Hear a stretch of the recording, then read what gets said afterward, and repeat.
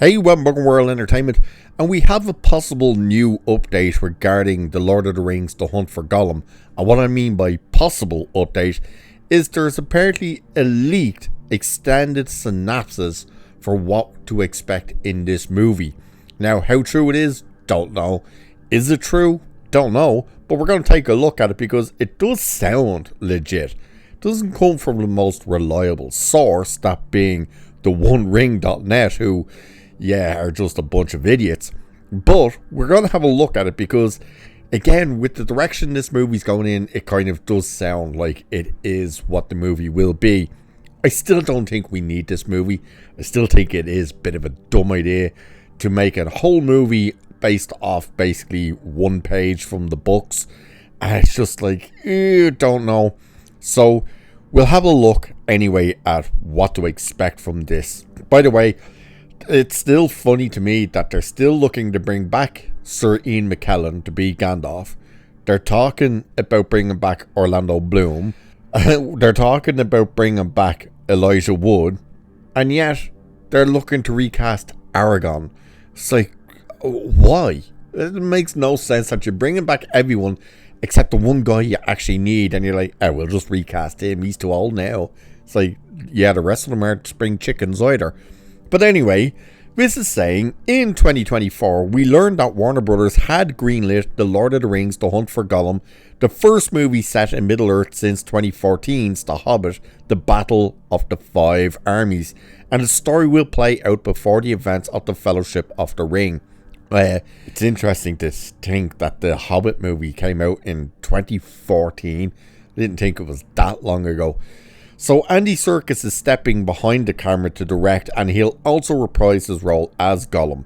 Philippa Boyens and Fran Walsh, who penned the Lord of the Rings trilogy, are penning the screenplay, along with Phoebe Gittins and Artie, how do you pronounce this?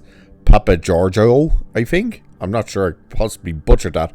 Who did War of the Rohirrim, which, that'll be concerning to people because that movie did not go down well.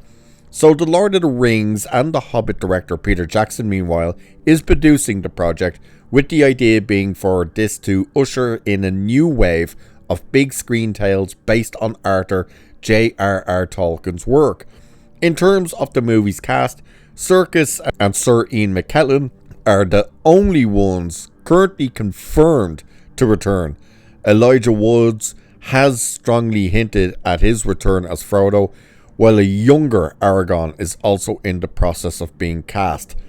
Now, again, you're seeing like Elijah Woods could be coming back, yet they want a younger version of Aragorn. How are you going to stick Elijah Woods in here? And even though it doesn't mention it here, again, Orlando Bloom is talking about coming back as well.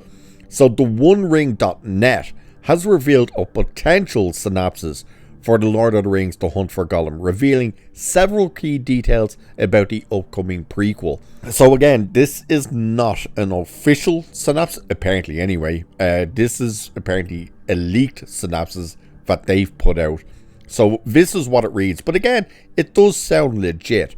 So it's saying, before the Fellowship, one creature's obsession holds the key to Middle-earth's survival, or its demise.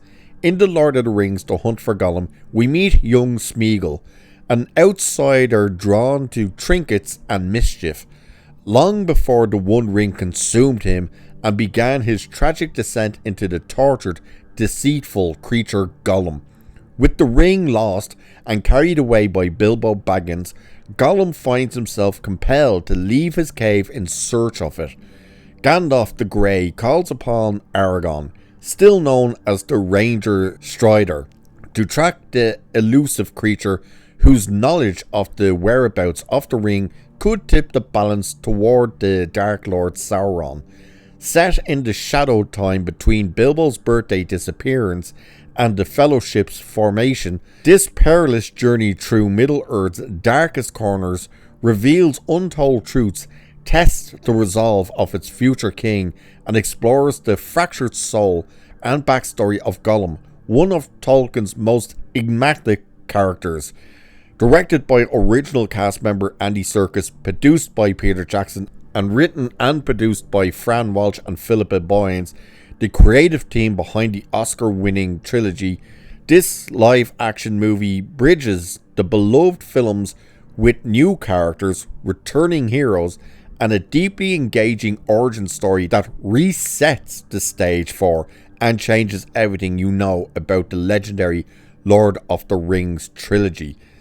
That's a bit of a concerning phrase right there. Resets the stage and changes everything you know about Lord of the Rings.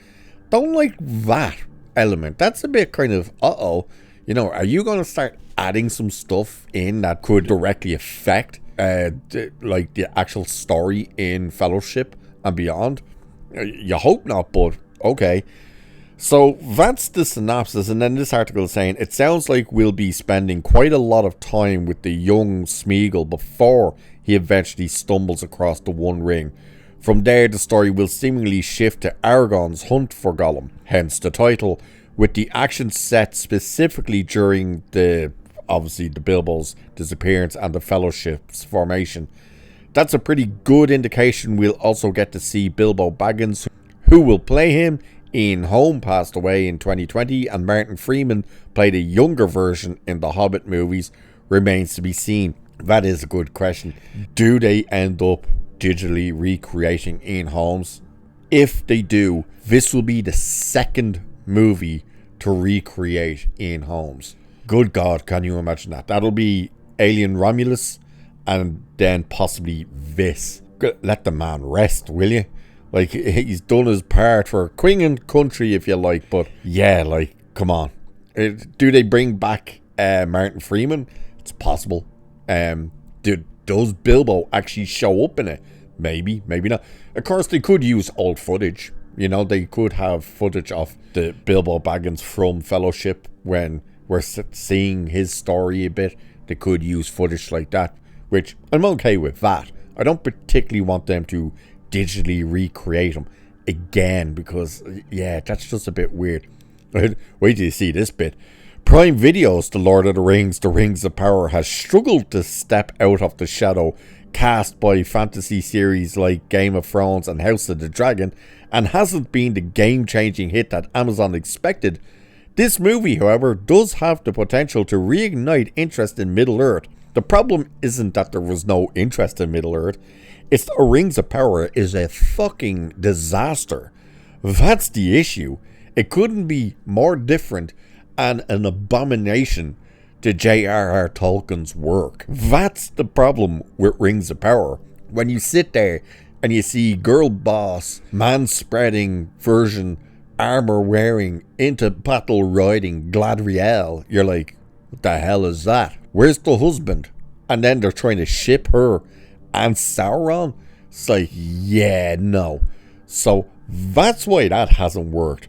I do think it's funny that they do compare it to Game of Thrones and House of the Dragon. So they're not just saying Game of Thrones, House of Dragon. They're saying both that and House of the Dragon. Which, yeah, that's also funny as well. Do you remember the influencers that they had doing the whole, we're so excited for this, and they flew them all out to, I think it was Spain or Italy, to the castle to watch the trailer. Ironically, there was the dude having a piss in the corner, which was funny. But the girl who was like, my girl Gladriel, when she went back onto like her TikTok or Facebook, whatever it was she was doing, and someone asked her like, hey, have you watched Rings of Power yet? And she was like, oh no, I'm watching House of the Dragon, and that's great, so it's got to have a lot to live up to. And it's like, oh, this is meant to be a Lord of the Rings super fan, and they're not even bothering to watch Rings of Power. They're watching House of the Dragon instead.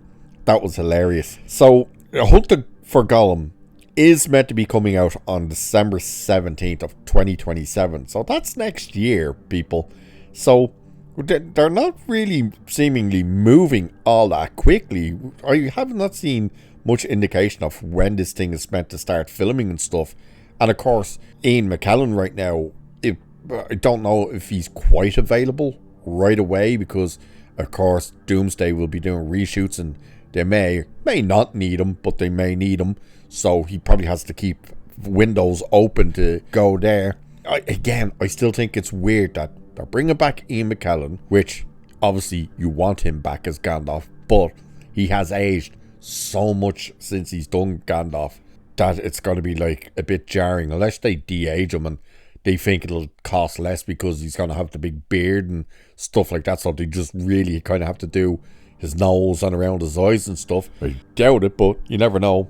That they're still talking about Elijah Wood coming back, that they're talking about Orlando Bloom coming back, and yet they still want to recast Aragorn. That makes no sense to me.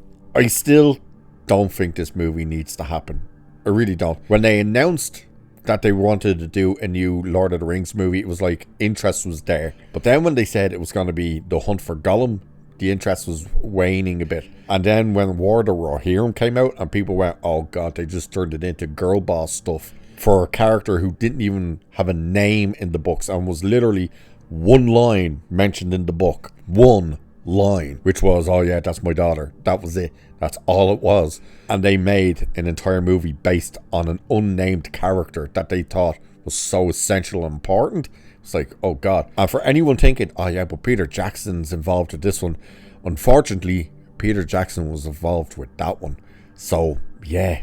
And don't forget, he was also involved with the Hobbit movies, and they didn't exactly scream massive success, did they? So, I don't know. I don't think it needs to happen, but unfortunately, it's going to happen. Hopefully, it works, and it's fantastic, and it does kind of recapture the magic of the original trilogy, but I highly doubt it at this stage. But we'll have to wait and see. So, what do you guys think? Are you excited for this? What do you think of that synopsis? Do you think there is some truth to that, or do you think maybe it is a bit of a misdirect? It does sound legit, but let us know what you feel about all this. And with that, I shall leave it there for this one. So do like and share and subscribe and hit the hype button, check out memberships, all that good stuff. Cheers, and I shall catch you in the next one.